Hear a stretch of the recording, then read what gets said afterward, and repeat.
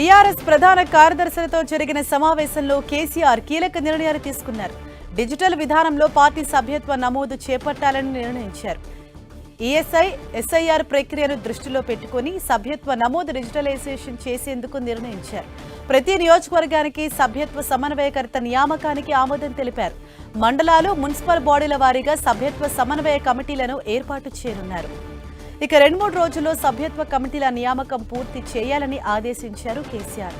తెలంగాణలోని 35,655 పోలింగ్ బూత్లలో సభ్యత్వ నమోదు కార్యక్రమం నిర్వహించేలా ప్లాన్ చేయాలన్నారు. ప్రతి బూత్కు 2 కార్యకర్తలకు శిక్షణ ఇవ్వాలని నిర్ణయించారు.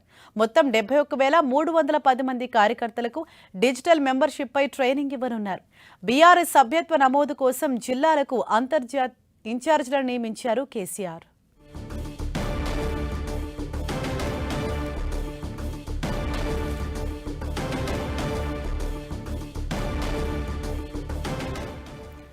బీఆర్ఎస్ ప్రధాన కార్యదర్శులతో జరిగిన సమావేశంలో కేసీఆర్ కీలక నిర్ణయాలు తీసుకున్నారు.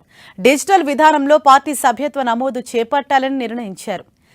ఈసీఐ, ఎస్ఐఆర్ ప్రక్రియను దృష్టిలో పెట్టుకుని సభ్యత్వ నమోదు డిజిటలైజేషన్ చేయాలని నిర్ణయించారు. ప్రతి నియోజకవర్గానికి సభ్యత్వ సమన్వయకర్త నియామకానికి ఆమోదం తెలిపారు.